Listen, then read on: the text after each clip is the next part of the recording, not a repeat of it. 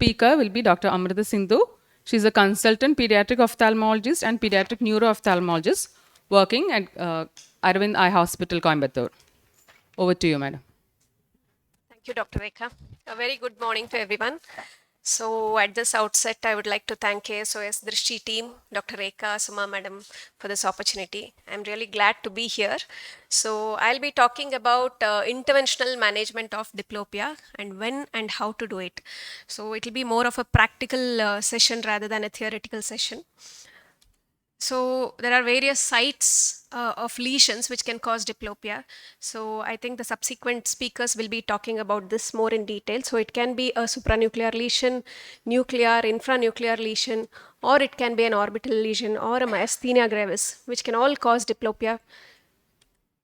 So for the convenience of my talk, I have divided my talk into three groups, that is diplopia caused due to neurological disorders, diplopia due to ocular disorders, and diplopia due to binocular vision anomalies.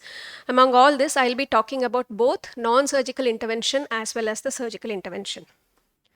So before proceeding into diplopia proper, one thing you should always make sure is always rule out a monoocular diplopia. Many a time patient will come to your clinic, so you will be thinking of various causes of diplopia.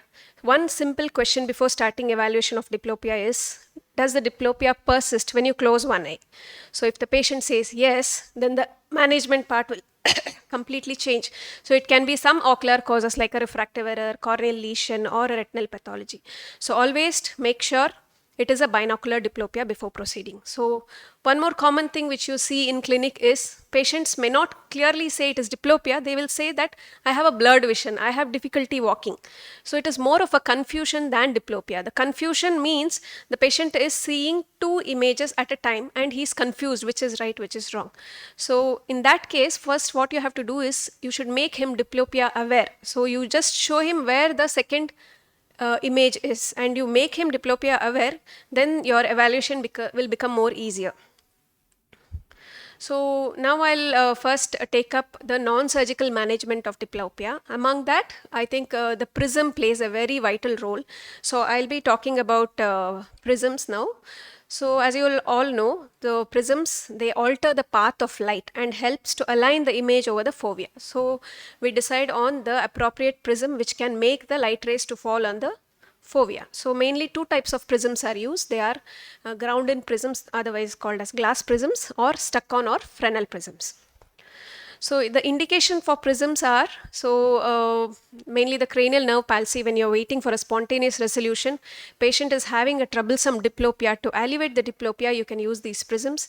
It can be a decompensated strabismus, any thyroid orbitopathies, skew deviations, and post-ocular surgeries if patient is complaining of diplopia. For example, post-cataract surgery, if there is a, due to your bridal suture, if you have a superior rectus damage, that can cause diplopia. So, or a retinal surgery such as using buckles or any alteration in the retinal anatomy can also cause diplopia. These can be managed with prisms. Moving on to ground-in prisms, up to 8 to 10 prism diopters can be ground into lenses. So the idea is to split the power between either eyes, so you can split it. Usually these ground lenses are very well tolerated because the clarity of the image is not disturbed. So, but only drawback is it will look little heavier, the glasses look little thicker, so as compared to the Fresnel prisms. So I would like to give an example of a patient who presented with a thyroid orbitopathy recently to the clinic. You can see there is a lot of signs of ophthalmopathy. Right eye is hypotropic because of the IR involvement, and there is an elevation limitation in the right eye. So here is a small video which can show you how you can decide on the appropriate prism. So first I'm using a red filter to make the patient aware of diplopia so that he can identify where exactly the second image is. Then I'll start using the prisms and start neutralizing the deviation first. Once I neutralize the deviation, I'll ask the patient how the images are. So he can say that the images have come closer with one particular prism. So you go on increasing or decreasing the prism until the patient can fuse both the images. So here the patient is fusing with 16 prism diopters of prism. So the next thing what I do is I use these prism lenses which can be mounted on a trial frame. So you can put those. I'm splitting the prism between either eyes. So one is base down and base up. So you can use those and alter the strength of the prism as until the patient fuses. So you always keep in mind whenever you're neutralizing a vertical prisms, usually the patient doesn't have a large fusional amplitude, so you have to almost correct the entire value. Whereas in horizontal prism, even by 50% of neutralization of value, patients can fuse. So deciding on whichever prism is comfortable, you can decide on the values of prism. Moving on to Fresnel prism, it's a thin row of prisms which appears like a sheet. So you can compare in this picture the conventional prism and a Fresnel prism. The thickness is so much variable. So it just appears like a thin sheet where a row of prisms are mounted. So the advantage is it is very lightweighted, cosmetically very acceptable, and you can give up to 30 prism diopters of Fresnel prisms. So this is how you get a Fresnel prism. Usually it will come as a sheet.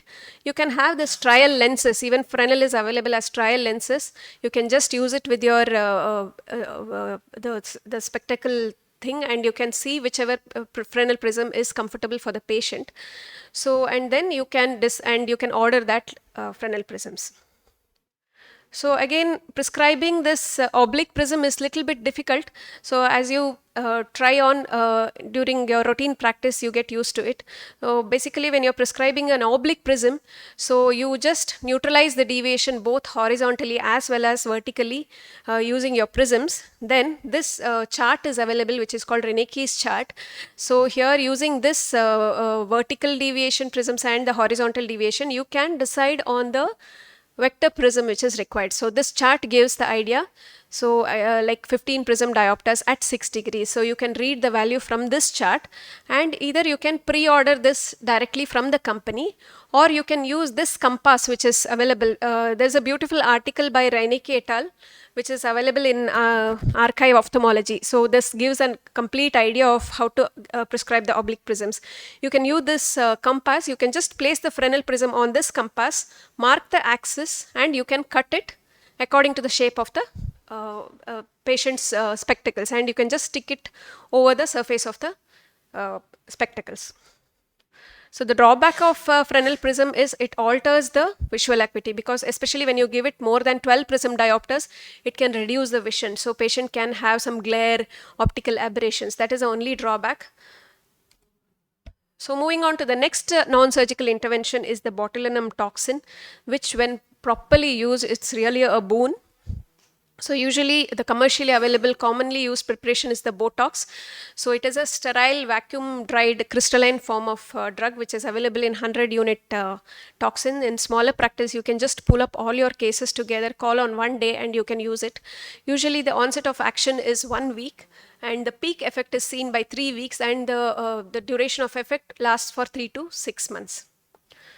So indication, there are various indications in ophthalmology, but for the diplopia part, it is mainly used in cranial nerve palsies, especially in all this when patient is having a very troublesome diplopia, not able to do his routine work, you can give this option of giving a botulinum toxin, which helps in a faster recovery.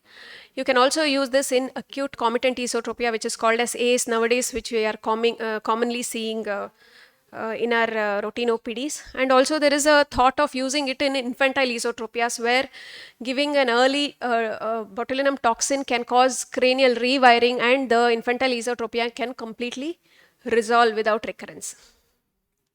So these are the few commercially available preparation. The commonly used one is the Botox. So when to use is really important. So botulinum toxin is effective when you use it within 1 month of onset of diplopia. So that is because after 1 month, usually the antagonistic muscle will develop some amount of contracture. So you may not get the full effect of botulinum toxin. So always plan to give injection within 1 month of onset of symptoms. So this is a video showing how to reconstitute the botulinum toxin. So usually you will get it in a freeze-dried powdered form along with the diluent or the normal saline.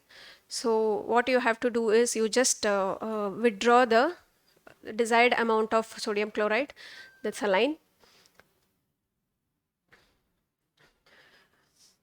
and then it is injected into the drug. So since it is vacuum preserved, you just have to prick it, the saline just goes in directly, and you just give a gentle rotation. Don't vigorously shake the bottle because that can damage the effectivity of the drug. So withdraw the desired amount of drug to be injected, and then the rest of the drug goes into the refrigerator, which can be used within 48 to 72 hours of reconstitution.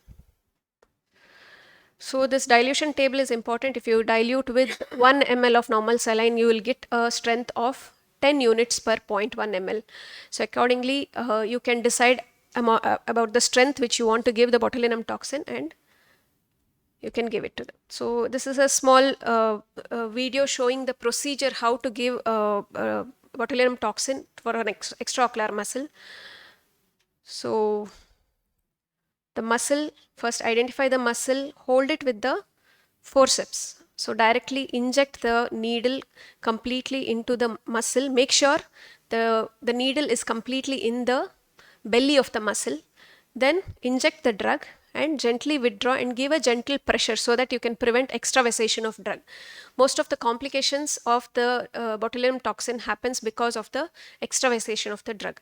So giving it subconjunctivally is really helpful because it can prevent this complications. So all the complications are very transient. Within it exists for around 2 to 3 weeks. So the common complication is ptosis, and sometimes they can have diplopias. So hematomas at the site of the injection are the common complications which you see. So this is a small child who presented with the 6-nerve palsy in the left eye following an episode of fever. Imaging was done, which was normal. So we waited for like 2 to 3 weeks. There was no resolution at all. Child was having a severe abnormal head posture, and in order to prevent development of amblyopia, we gave an option of botulinum toxin to the patient. So they accepted. This is 2 weeks post injection. You can see there is complete recovery of esotropia, although there is a subtle ptosis which will usually resolve within another 2 weeks. So moving on to diplopia, management of diplopia due to binocular vision anomalies. Although you will see a lot of cases of these binocular vision anomalies, the most common ones is the convergence insufficiency, which patient usually complains of diplopia on prolonged reading while using near works more. So mainly the management wise, you can give office based Vergens therapies or home based Vergens therapies.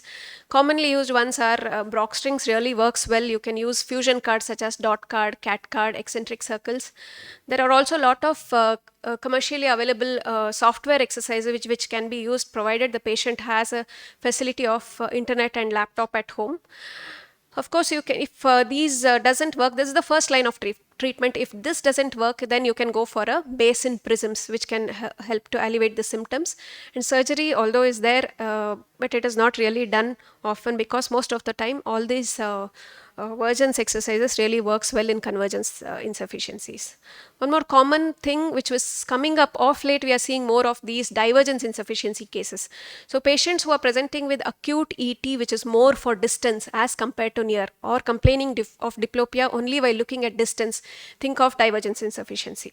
So divergence insufficiency, we don't know exactly what is the cause. So majority of the time, it is just this esotropia alone, which is a comitant esotropia without any limitation of extraocular movements. You don't have to really image all the patients. Only if they have any neurological signs, you can think of imaging, because some of the cranial lesions can also present with similar complaint. If it is only this ET presenting only for distance, sometimes just a spontaneous resolution can happen. All you have to do, give them is some divergence exercises. Brock string exercises, when it is done in a reverse direction, it gives a divergence exercises. So you can use that. Usually patients' symptoms will resolve. Or you can try giving them base out prism.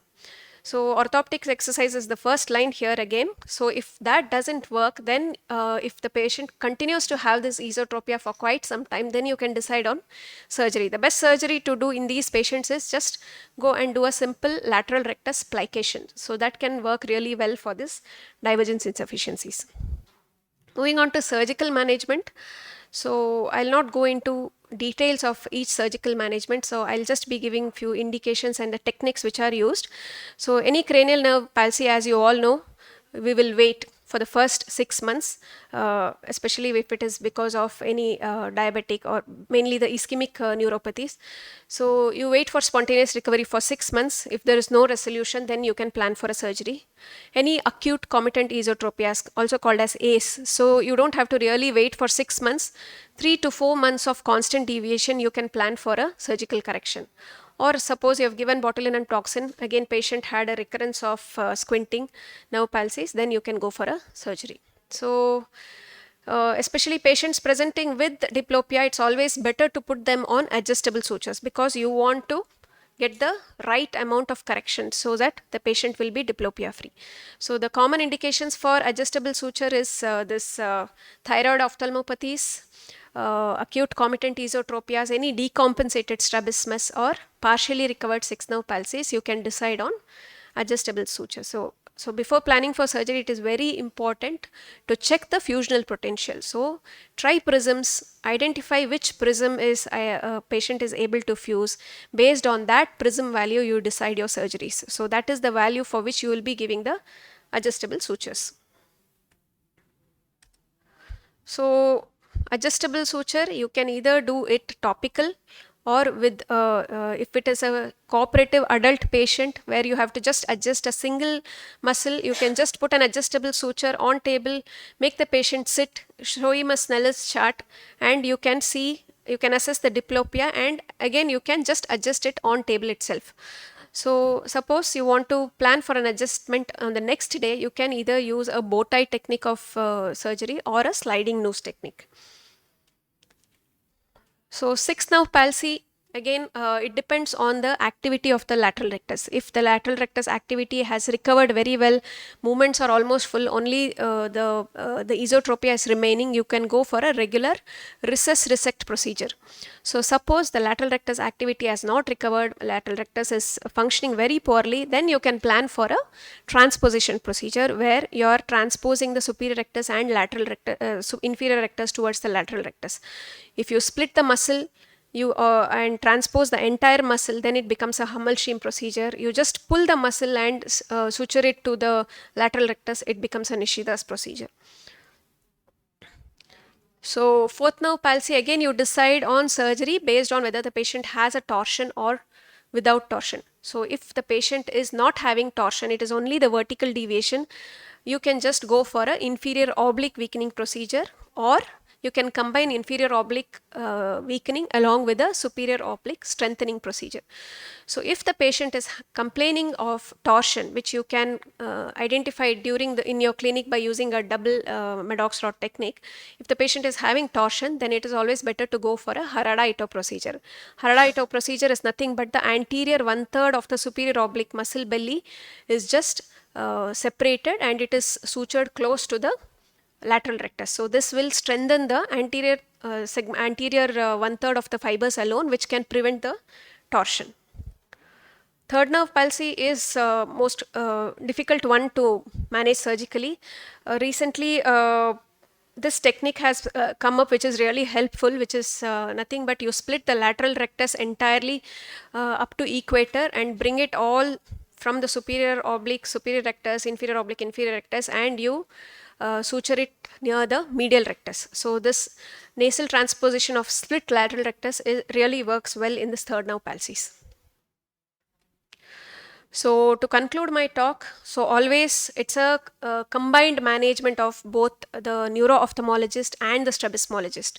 So initial management usually will be taken care by the neuro-ophthalmologist, and later on when there is a surgical management required, you can plan for a surgery by strabismologist. So you have to decide on appropriate plan of action right from the time of your diagnosis. So timely decision making is really important when you can do it. So do it at the right time, or you can also give an option of referring the patient. All this timely management and appropriate decision making will help for a successful outcome. Thank you. Thank you, madam, for that wonderful presentation with beautiful video.